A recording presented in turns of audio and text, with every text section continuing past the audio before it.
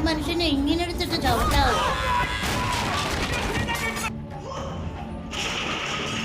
Stunt മാസ്റ്റർക്കാണ് കൂടുതൽ പേടി ഉണ്ടാവുക ആ സമയത്ത്. കാരണം അത് എന്താവും എന്നുള്ളത് നമുക്ക് മാത്രമേ അറിയുള്ളൂ. ഇവിടുന്ന് ചവിട്ട് കൊണ്ട് എന്റെ ചെറുക്കം വീണതെന്ന് വീണ പറമ്പില്ല. 3, 2, 1, action.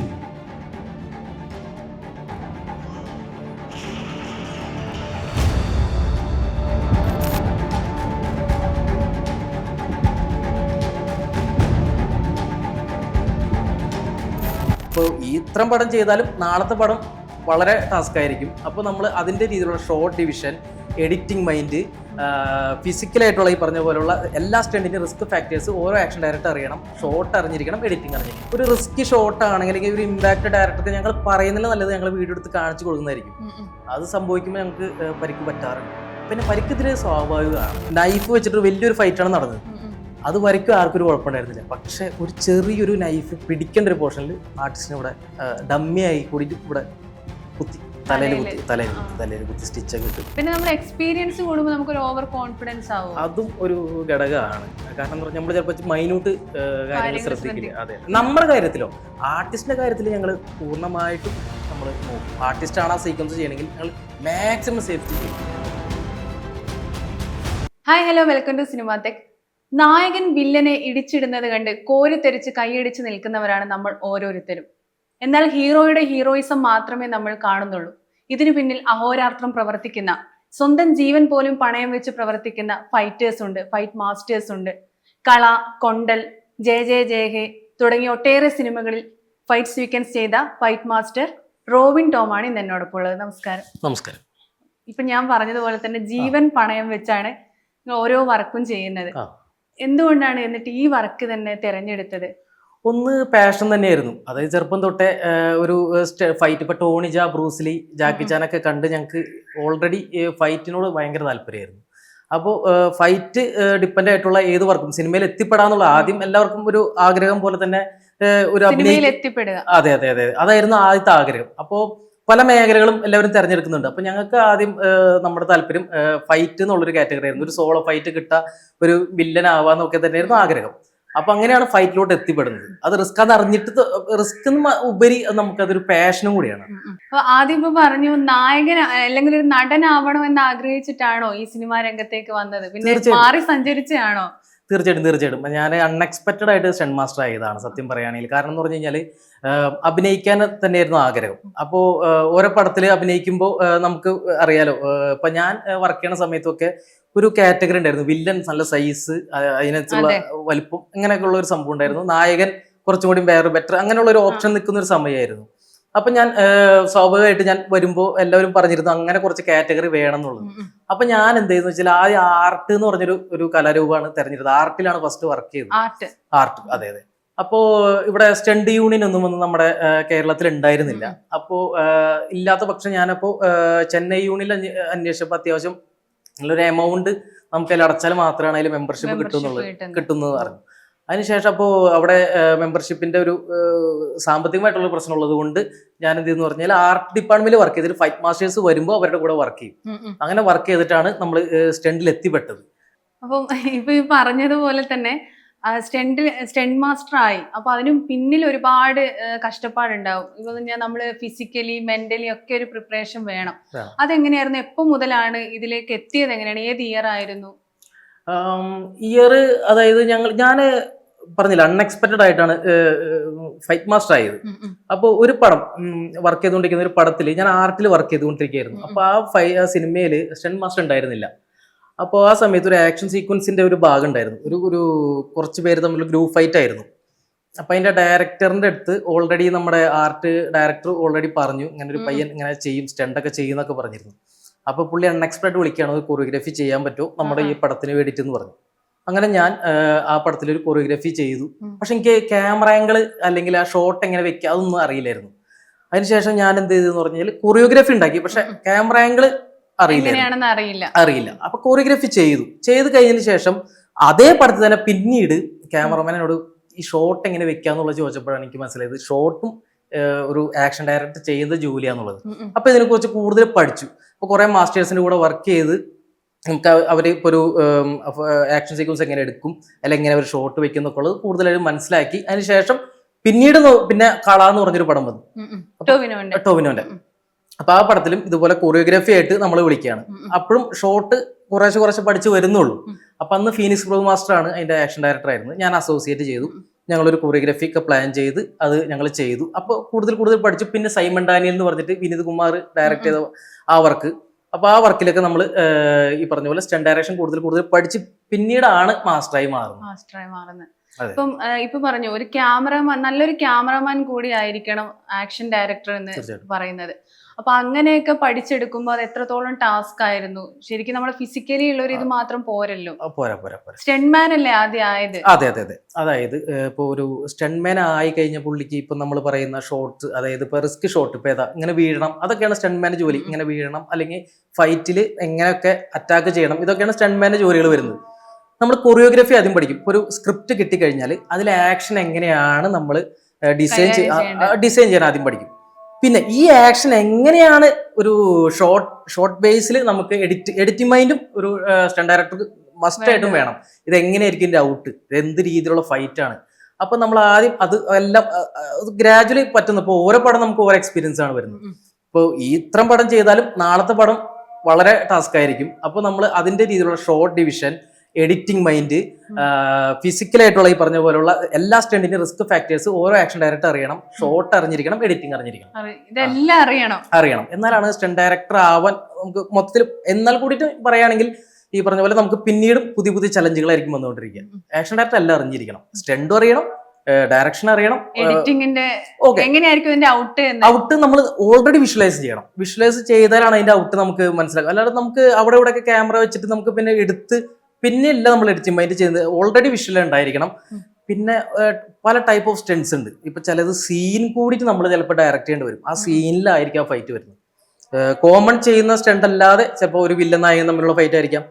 ചിലപ്പോൾ ഒരു സീൻ ഇമോഷണലി ഫൈറ്റ് ചെയ്യേണ്ടതായിരിക്കും. അപ്പൊ ഇമോഷൻ നമ്മൾ ക്രിയേറ്റ് ചെയ്യണം. അതൊക്കെ നമ്മുടെ ജോലിയായിരിക്കും.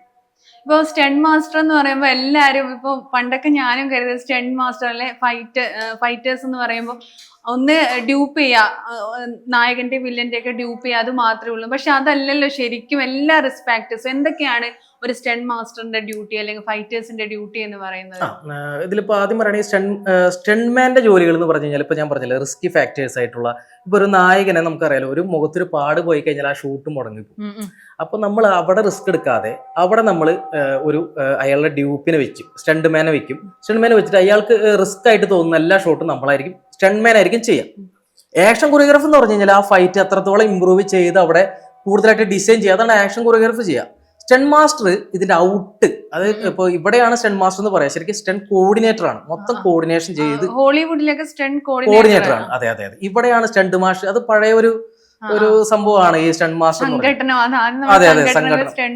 അതെ. ത്രിൽസ് എന്ന് പറഞ്ഞൊരു കാറ്റഗറി ഉണ്ട്. അതായത് നമ്മൾ ചെയ്യുന്ന ആക്സിഡന്റ് സീനൊക്കെ നമ്മളാണ് ചെയ്യുന്നത് അപ്പോഴും. അപ്പോൾ ഒരു സ്റ്റണ്ട് മാസ്റ്റർ ജോലി എന്ന് പറയുമ്പോൾ ഒരു ആക്ഷൻ ഡിസൈൻ ചെയ്ത് അതിന്റെ ഔട്ടും അതുപോലെ എഡിറ്റിംഗും നമ്മുടെ മൈൻഡിൽ ഉണ്ടായിട്ട് അത് ഡിസൈൻ ചെയ്യുക, സ്ക്രിപ്റ്റിനനുസരിച്ച് ഡിസൈൻ ചെയ്യാന്നുള്ളതാണ്. അപ്പൊ നമ്മൾ സ്ക്രിപ്റ്റിന്റെ അവിടെ ഇപ്പൊ നായകൻ വില്ലൻ എൻട്രി, അവിടെ തമ്മിൽ ഒരു സംഘടനം, അതിനുശേഷം ഇന്ന പോലെ ഫിനിഷിങ് വേണമെന്ന് ഒരു ഡയറക്ടർ പറഞ്ഞിട്ടുണ്ടാവും. അപ്പൊ നമ്മൾ അതിന്റെ ഇടയിലുള്ള കാര്യം ഫില്ല് ചെയ്യുക, ഒരു സ്ക്രിപ്റ്റും കൂടി നമ്മൾ ഉണ്ടാക്കണം.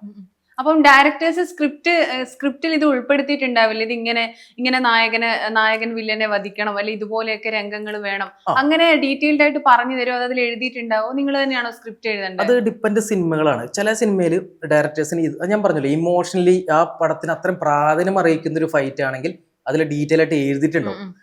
അത് ഇമ്പാക്ട് ഉണ്ടാക്കുന്നത് നമ്മളായിരിക്കും. ചില പടത്തിൽ ആ പോർഷൻ നമ്മൾ ഫില്ല് ചെയ്യേണ്ടി വരും. അത് ഡിപ്പെൻഡ്, നല്ലൊരു സ്ക്രിപ്റ്റ് റൈറ്ററും കൂടി ആയിരിക്കണം നമ്മളായിരിക്കണം. തീർച്ചയായിട്ടും നമുക്ക് അത് എന്താണെന്നുള്ള ഒരു ആക്ഷൻ ഒന്നെങ്കിൽ പ്രീ വിഷ്വലൈസും വേണം. നമ്മൾ എന്താ ചെയ്യുന്നത്, സ്ക്രിപ്റ്റിന് പകരം ഞങ്ങളൊരു വീഡിയോ ആദ്യം തയ്യാറാക്കി സ്റ്റണ്ട് ഇങ്ങനെയായിരിക്കും എന്നുള്ളത്. ഇപ്പോൾ ഞങ്ങൾ ചെയ്യുന്നൊരു അഡ്വാൻസ് ഒരു ടെക്നോളജിയാണ്. ഞങ്ങൾ ആദ്യം ഈ സ്റ്റണ്ട് ഓൾറെഡി ഞങ്ങളുടെ ഫൈറ്റേഴ്സിനെ വെച്ച് ചെയ്ത് ഡയറക്ടേഴ്സിന് അയച്ചു കൊടുക്കും. അപ്പൊ പുള്ളിക്ക് സജഷൻ ഉണ്ടെങ്കിൽ പറയാലോ, നമ്മൾ അവിടെ പോയിട്ട് സമയം കളയണേലും നല്ലത് ഞങ്ങൾ ആദ്യം ചെയ്ത് കാണിച്ചു കൊടുക്കുന്നുള്ളതാണ്. അപ്പൊ ഒരു സിനിമ ഇപ്പൊ ഷൂട്ട് തുടങ്ങുന്നതിന് മുൻപേ നിങ്ങൾ ഇത് പ്രാക്ടീസ് ഒക്കെ ചെയ്ത് അന്നേരം ഈ പരിക്കൊക്കെ പറ്റുമോ? തീർച്ചയായിട്ടും. ഇപ്പൊ അതില് ഇപ്പൊ നമ്മുടെ ഒരു സുഹൃത്ത് ഇപ്പോൾ ഞങ്ങൾ വർക്ക് ചെയ്തിരിക്കുന്ന നമ്മുടെ അസോസിയേറ്റിന് പരിക്ക് പറ്റി. ഞങ്ങൾ പ്രീ ചെയ്തുകൊണ്ടിരിക്കുന്ന സമയത്താണ് സംഭവം. ഞങ്ങൾ ഓൾറെഡി ഇപ്പോൾ ഒരു ഒരു റിസ്കി ഷോട്ട് ആണെങ്കിൽ അല്ലെങ്കിൽ ഒരു ഇമ്പാക്ട് ഡയറക്ടർക്ക് ഞങ്ങൾ പറയുന്നില്ല നല്ലത് ഞങ്ങൾ വീഡിയോ എടുത്ത് കാണിച്ചു കൊടുക്കുന്നതായിരിക്കും. അത് സംഭവിക്കുമ്പോൾ ഞങ്ങൾക്ക് പരിക്ക് പറ്റാറുണ്ട്. പിന്നെ പരിക്ക് ഇതിൽ സ്വാഭാവികമാണ്. കുറെ പരിക്കുകൾ ഒരുപാട് പരിക്കുണ്ട്. ഒരുപാട് എന്തെങ്കിലും മേജർ ആയിട്ട് എന്തെങ്കിലും പറ്റിയില്ല? മേജർ ആയിട്ട് എന്ന് പറയുമ്പോൾ ഇപ്പൊ ജയ് ജയ് എന്ന് പറഞ്ഞൊരു പടം ചെയ്യുന്ന സമയത്ത് ഒരു മുറിയിലാണ് റോപ്പ് സീക്വൻസ്. അപ്പൊ ഞാനാണ് ബേസിലെ ഡ്യൂപ്പ് ഇട്ടത്. അപ്പൊ ഡ്യൂപ്പ് ഇട്ടിട്ട് നമ്മൾ റോപ്പിലാണ് പോയിട്ട് ഒരു അക്വേറിയം പൊളിച്ചു വീഴണം. ആ ഷോട്ടാണ് ചെയ്യുന്നത്. പിന്നെ അത് മറഞ്ഞൊക്കെ വീഴുന്നില്ല, അതെ, മറ്റേ ടേബിൾ ബ്രേക്ക് ചെയ്യുന്നുണ്ട്, ഇതൊക്കെ ചെയ്യുന്നുണ്ട്. അത് ഒരു ഷോട്ടില് TV വന്നിട്ട് മുഖത്തടിച്ചു. അതുപോലെ ഗ്ലാസ് ബ്രേക്ക് ആയില്ല. ചില ഗ്ലാസ് ഭയങ്കര ടെമ്പർ ഉണ്ടാവും. അപ്പൊ നമ്മൾ പോയി അടിച്ചിട്ട് പരിക്ക് പറ്റാറുണ്ട്. പിന്നെ ഒരുപാട് ഈ റിസ്റ്റ്, നമ്മുടെ ആംഗിൾസ്. അതിലെന്താ പരിക്ക് പറ്റിയേ? അതില് ഞങ്ങൾ ഈ പറഞ്ഞ ഒരു അക്വേറിയം പൊളിക്കുന്ന ഒരു ഷോട്ട്.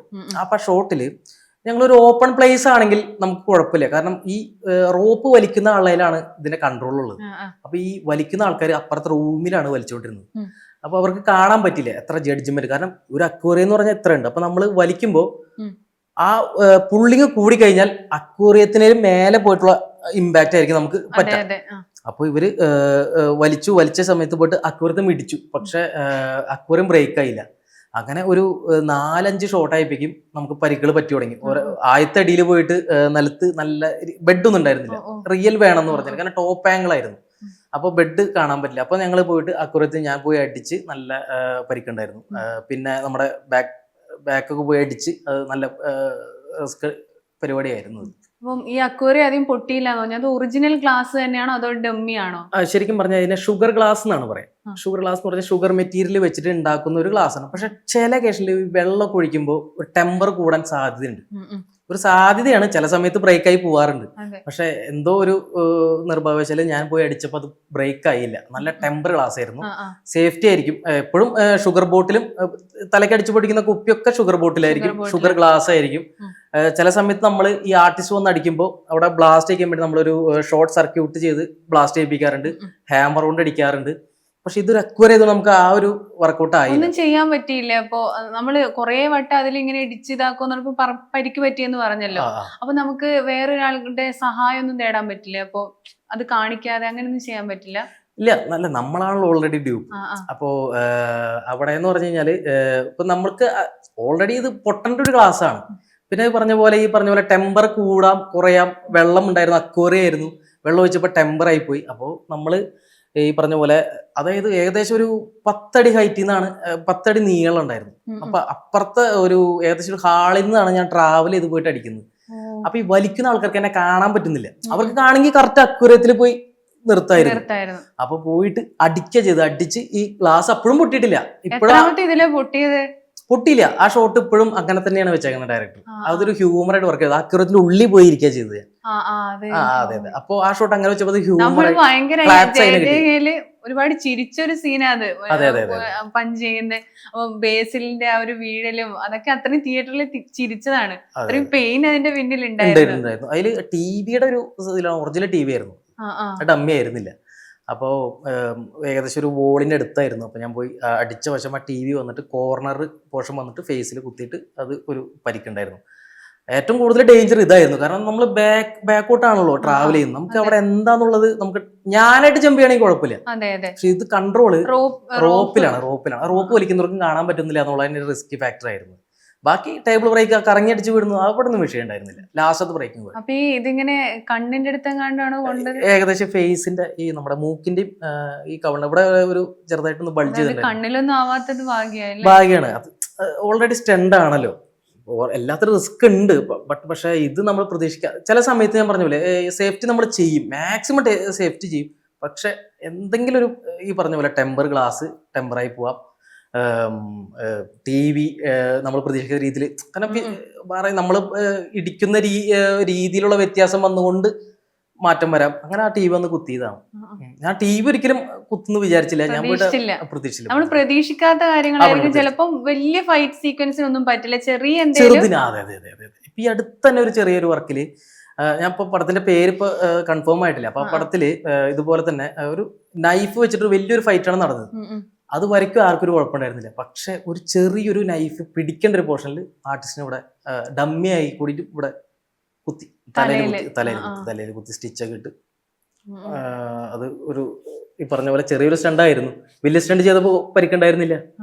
പിന്നെ നമ്മൾ എക്സ്പീരിയൻസ് കൂടുമ്പോൾ നമുക്കൊരു ഓവർ കോൺഫിഡൻസ് ആവും. അതും ഒരു ഘടകമാണ്. കാരണം എന്താ പറഞ്ഞാൽ നമ്മൾ ചിലപ്പോൾ മൈന്യൂട്ട് കാര്യങ്ങൾ ശ്രദ്ധിക്കില്ല. അതെ, നമ്മുടെ കാര്യത്തിലോ ആർട്ടിസ്റ്റിന്റെ കാര്യത്തിൽ ഞങ്ങൾ പൂർണ്ണമായിട്ടും നമ്മൾ നോക്കും. ആർട്ടിസ്റ്റ് ആണ് ആ സീക്വൻസ് ചെയ്യണമെങ്കിൽ ഞങ്ങൾ മാക്സിമം സേഫ്റ്റി ചെയ്യും. എന്തൊക്കെ നമ്മൾ കൊണ്ട് ഞങ്ങൾ ആദ്യം ചെയ്ത് നോക്കും. അപ്പോഴറിയാം, ഞങ്ങൾ ആദ്യം റിഹേഴ്സൽ ചെയ്യുമല്ലോ. ആർട്ടിസ്റ്റ് ആദ്യം വരുന്നതിന് മുമ്പ് ഞങ്ങൾ ആദ്യം ചെയ്ത് നോക്കും. ചെയ്തിട്ട് ഇതൊക്കെയാണ് റിസ്ക് എന്ന് മനസ്സിലാക്കിയാൽ നോട്ട് ചെയ്തിട്ട് ആ റിസ്കിന്റെ ഉള്ള സേഫ്റ്റി ഞങ്ങൾ ചെയ്യും. ആർട്ടിസ്റ്റുകൾക്ക് ഒരു റിസ്കും ഇല്ലല്ലേ? തീർച്ചയായിട്ടും ആർട്ടിസ്റ്റിനെ മാക്സിമം റിസ്ക് എടുപ്പിക്കാത്തതാണ്. ഞാൻ പറഞ്ഞല്ലോ, ഇപ്പൊ പ്രൊഡ്യൂസറിനെ നമ്മൾ മാനിക്കണല്ലോ. കാരണം അദ്ദേഹം അത്രയും പൈസ മുടക്കി ചെയ്യുന്ന ഒരു പരിപാടിയാണ്. അപ്പോൾ മാക്സിമം പുള്ളിക്കും എഫേർട്ട് ഇല്ലാതെ ഷൂട്ട് നിന്നു പോകാത്ത രീതിയിലാണ് നമ്മുടെ ജോലി വരുന്നത്. അപ്പൊ നമ്മുടെ ജോലിയാണ്. നിങ്ങൾ ഓരോ ഷോട്ടിലും എന്ത് സംഭവിക്കുന്ന അറിയാതെ ജീവൻ പണയം വെച്ചാൽ ഇങ്ങനെ ചെയ്തോണ്ടിരിക്കും. തീർച്ചയായിട്ടും. കാരണം എന്ന് പറഞ്ഞാൽ എന്ത് സംഭവിക്കാതെ നമ്മൾ പരീക്ഷിച്ചാൽ അത് അറിയാൻ പറ്റും. ഞങ്ങൾ ഡമ്മിട്ട് അതൊക്കെ നോക്കും. എന്നാൽ കൂടിയിട്ട് മനുഷ്യന്റെ ഒരു വെയിറ്റും അത് നോക്കും, ഫിസിക്സ് നോക്കും. അതൊക്കെ നോക്കിയിട്ടാണ് ഞങ്ങൾ ഓരോ ഷോട്ട്, ഫയർ ഷോട്ട് ആയാലും ബ്ലാസ്റ്റിംഗ് ആയാലും ബ്രേക്കിംഗ് ഒക്കെ ഞങ്ങൾ അങ്ങനെ തന്നെയാണ് ചെയ്യുക. പിന്നെ ഞങ്ങൾക്ക് പ്രാക്ടീസ് ഉണ്ടാവും. ഞങ്ങൾ ക്യാമ്പ് ഉണ്ടാവും. സ്റ്റണ്ടിന് ഒരു ക്യാമ്പ് ഉണ്ട്. അപ്പോൾ സ്റ്റണ്ട്മാൻ ആകുമ്പോൾ തൊട്ട് ഈ ക്യാമ്പിൽ എങ്ങനെ വീഴാന്നുള്ളതാണ് ഞങ്ങൾ ആദ്യം പഠിക്കുക. അപ്പോൾ നമ്മൾ എനർജിനെ ഡൈവേർട്ട് ചെയ്ത് എങ്ങനെ വീഴാം, ഇടിക്കും എങ്ങനെ വീഴാം. അതെ, അത് റിയാക്ഷൻ വിത്ത് എങ്ങനെ വീഴാന്നുള്ളത് ഞങ്ങൾ ആദ്യം പ്രാക്ടീസ് ചെയ്ത് എന്നാലാണ് സ്റ്റണ്ട്മാനായിട്ട് നമുക്ക് സിനിമയിൽ കൊണ്ടുവരാൻ പറ്റും. അപ്പൊ ഞങ്ങൾക്ക് റിസ്ക് കുറവായിരിക്കും മാക്സിമം. ആദ്യം വീഴാന്നുള്ളത് പഠിക്കുക. പിന്നെ എന്തൊക്കെയാണ് പഠിക്കുക നിങ്ങളൊരു പ്രിപ്പറേഷൻ? ഫസ്റ്റ് വേണ്ടത് ആക്ഷൻ റിയാക്ഷൻ ആണ്. ഒരു ഇടി കിട്ടിയാൽ എങ്ങനെയൊക്കെ റിയാക്ട് ചെയ്യാം. ഓരോ ഇടിക്കും ഓരോ റിയാക്ഷൻ ആയിരിക്കും. അപ്പൊ ഫസ്റ്റ് റിയാക്ഷൻ പഠിക്കണം. പിന്നെ ഫോളിങ്സ്, ഈ പറഞ്ഞ പോലെ വീഴൽ പഠിക്കും. അത് കഴിഞ്ഞിട്ട് ബ്രേക്കിങ്ങിലേക്ക് പോകണം. ബ്രേക്കിംഗ് പഠിക്കും. അതിനുശേഷം റിസ്കി ഷോട്ടായ ഫയർ ഷോട്ട്, ഹൈ ഫോൾ, ഒരു കെട്ടിടത്തിന് മുകളിൽ താഴ്ന്ന് വീഴുന്നത്. പിന്നെ ഫയർ ഷോട്ട് പറഞ്ഞു, ആക്സിഡന്റ് സീൻസിൽ ഇപ്പോൾ വണ്ടി അടിച്ചിട്ട് വീഴുന്നത്, വണ്ടി മറച്ചു വീഴുന്നത് ഒക്കെ പിന്നെ റിസ്കിലേക്ക് വരും. ആ ടാലന്റ് അനുസരിച്ചിട്ട്. അപ്പോൾ ഓരോരുത്തർക്കും ഓരോ കഴിവാണല്ലോ. ഇപ്പൊ ഞങ്ങളുടെ സ്റ്റണ്ട് യൂണിയനിൽ പല കഴിവുള്ള ആളുകളുണ്ട്. അപ്പൊ ആ സമയത്ത് അവരെ വിളിക്കും. എല്ലാവരും സ്പെഷ്യലൈസ് ചെയ്തിട്ടുണ്ടാവല്ലോ ഓരോ ഷോട്ടിലുണ്ട്. എല്ലാവരും കോമൺ ആയിട്ട് അറിഞ്ഞിരിക്കണം, റിസ്ക് ഫാക്ടേഴ്സ് അറിയണം.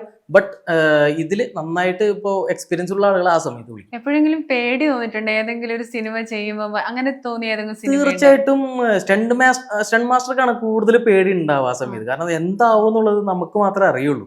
ചില സമയത്ത് പറഞ്ഞല്ലോ ടൈമിംഗ് പ്രശ്നം, എന്ത് സംഭവിക്കും. ഓപ്പോസിറ്റ് നിൽക്കുന്ന ആളുടെ ടൈമിംഗ് അവരും മര്യാദയ്ക്ക് ശ്രദ്ധിച്ചിട്ടില്ലെങ്കിൽ നമുക്ക് അപകടം പറ്റും ഒരുപാട്. കാരണം എന്ന് പറഞ്ഞു കഴിഞ്ഞാൽ ഇപ്പോൾ ഒരു ഇടി കൊള്ളുന്ന ഒരു ചെറിയൊരു പഞ്ച് സീക്വൻസ് ആണെങ്കിൽ പോലും നമുക്കൊരു ഡിസ്റ്റൻസ് അകലത്തിലാണ് പഞ്ച് ചെയ്യാൻ പാടുള്ളൂ. പക്ഷെ പുള്ളി റണ്ണിങ്ങിൽ ചിലപ്പോൾ ആ ഡിസ്റ്റൻസിന്റെ പരിധി ഒന്ന് കൂടി പോയി കഴിഞ്ഞാൽ ഉറപ്പായിട്ടും നമുക്ക് സമയത്ത് ഇടി കിട്ടും, നമുക്ക് പരിക്ക് പറ്റും, ഉറപ്പായിട്ടും പറ്റും.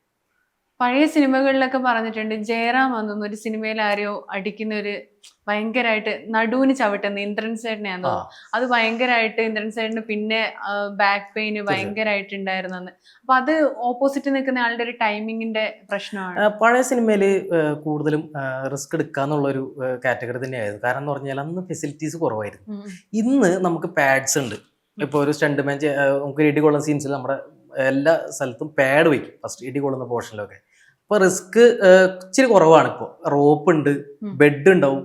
അപ്പൊ അതൊക്കെ വെച്ചിട്ട് സേഫ്റ്റി മാക്സിമം ചെയ്തിട്ട് ചെയ്യും. പണ്ട് പക്ഷെ റിസ്ക് ആയിരുന്നു. പക്ഷെ നമുക്കൊക്കെ ഇടി കൊള്ളാറുണ്ട്. കാരണം എന്ന് പറഞ്ഞാൽ ചില ഷോട്ട് ഇടി ഒറിജിനൽ കാണണം എന്നുണ്ടെങ്കിൽ ഞങ്ങൾ ശരിക്കും ഇടി മേടിക്കും. ഈ മാഫിയ ശശി സാറൊക്കെ കാര്യങ്ങളൊക്കെ പറഞ്ഞു നിങ്ങളൊക്കെ സംസാരിച്ചിട്ടൊക്കെ ഉണ്ടോ?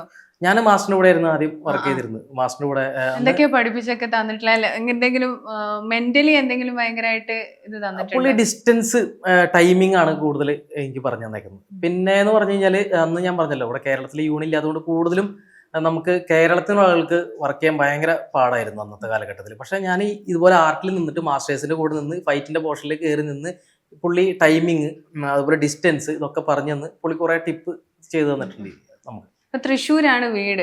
അപ്പൊ തൃശ്ശൂരിൽ നിന്നാണ് സിനിമയുടെ ഇത്രയും വലിയൊരു മേഖലയിലേക്കൊക്കെ ഒരു അവിഭാജ്യ ഘടകമാണ് ഫൈറ്റ് അതിലേക്ക് എത്തിപ്പെട്ടത്. ആ ഒരു ജേർണി എങ്ങനെയായിരുന്നു? എളുപ്പമായിരുന്നു സിനിമയിൽ എത്തിപ്പെടുക എന്നുള്ളത്?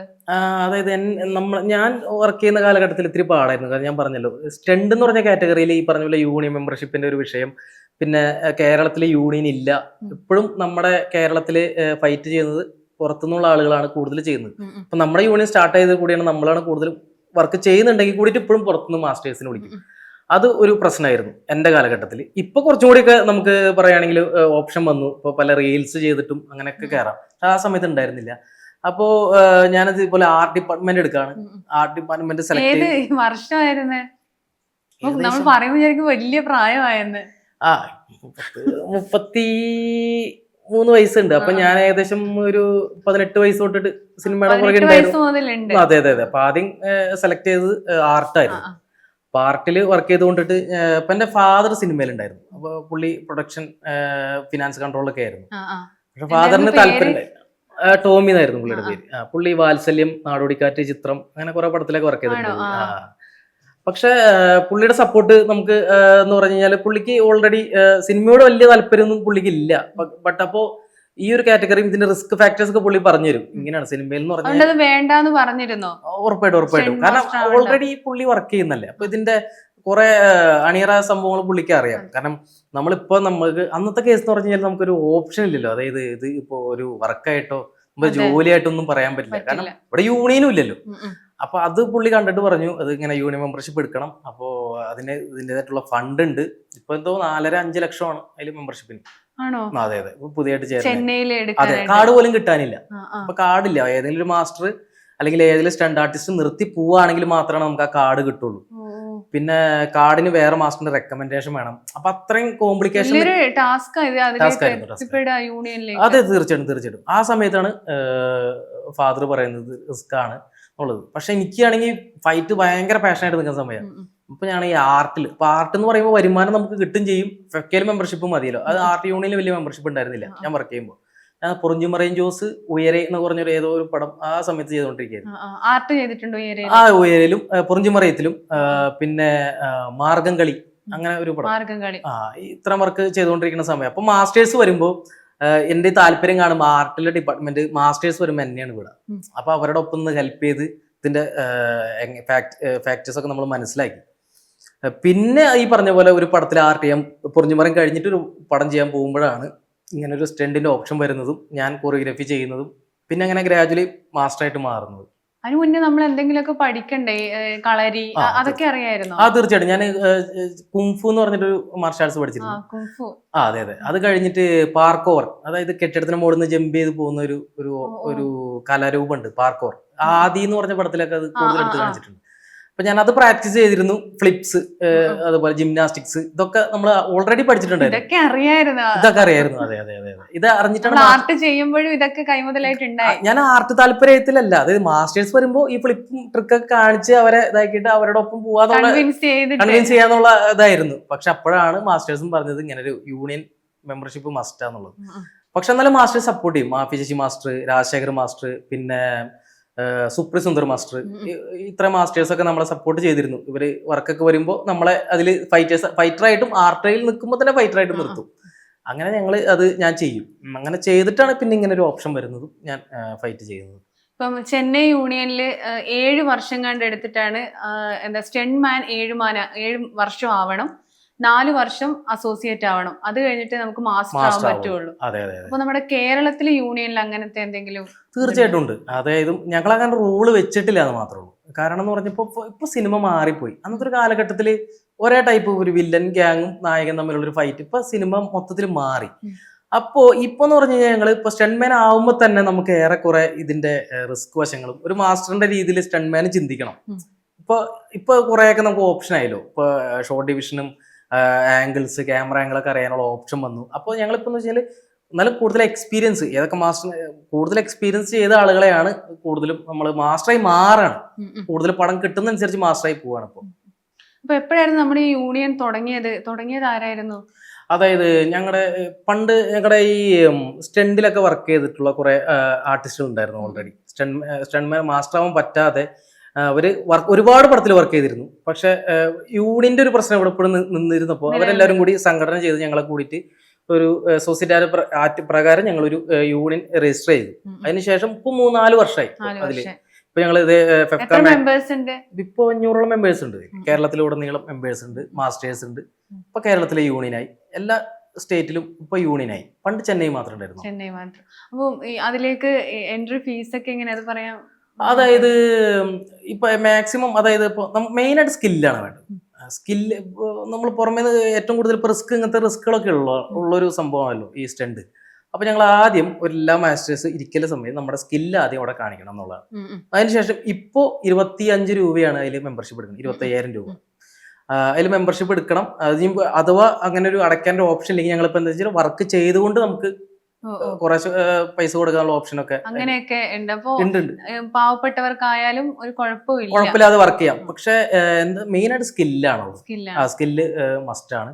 പിന്നെന്ന് പറഞ്ഞു കഴിഞ്ഞാൽ ഇപ്പോ അടുത്ത ജനറൽ ബോഡി ഒക്കെ ആകുമ്പോഴത്തേനും പൈസ കൂടിക്കൊണ്ടിരിക്കുള്ളൂ. അപ്പൊ മാക്സിമം മെമ്പർഷിപ്പ് എടുക്കാന്നുള്ളതാണ്. ഓരോ വർഷം ഇങ്ങനെ കൂടിക്കണം ജനറൽ ബോഡി അനുസരിച്ചിട്ടും. പിന്നെ അതുപോലെ തന്നെ ഇപ്പൊ അറിയാലോ, ഇപ്പൊ നമുക്കിപ്പോ പേയ്മെന്റിന്റെ കേസ് പറയുകയാണെങ്കിൽ അതിലുള്ള വ്യത്യാസം നമ്മൾ ദിവസം പേയ്മെന്റ് പുതുക്കിക്കൊണ്ടിരിക്കുകയാണല്ലോ. അപ്പൊ അതനുസരിച്ചിട്ടുള്ള നമ്മുടെ യൂണിയനിലുള്ള മാറ്റം വരും.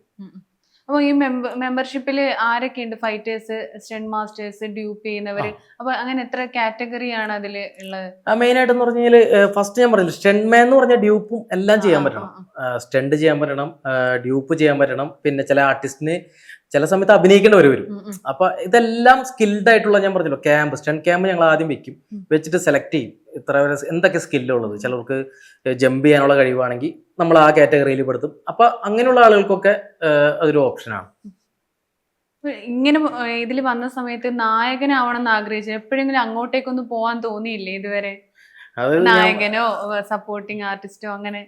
അല്ല, ആദ്യം ഈ പറഞ്ഞ പോലെ ഞാൻ വന്ന സമയത്തൊക്കെ ഇങ്ങനെ ഒരു വിഷയങ്ങളൊക്കെ ഉണ്ടായിരുന്നു. അതുപോലെ ഇന്ന പോലെയുള്ള കാറ്റഗറി വേണം, അല്ലെങ്കിൽ സൈസ് വേണം.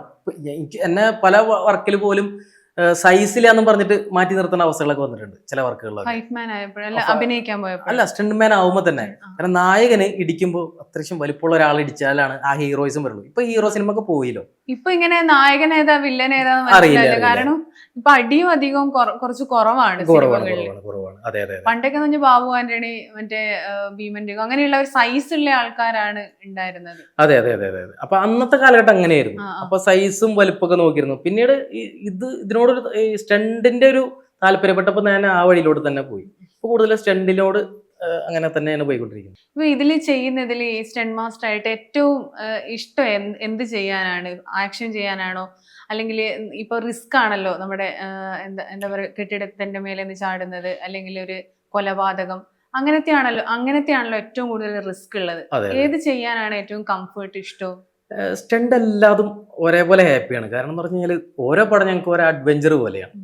റിസ്ക് ആണ്, ചില സമയത്ത് ഞങ്ങൾക്ക് ഒരു ടാസ്കും കൂടിയാണ്. അതൊരു ഗെയിമിംഗ് പോലെയാണ് ഞങ്ങൾക്കൊക്കെ.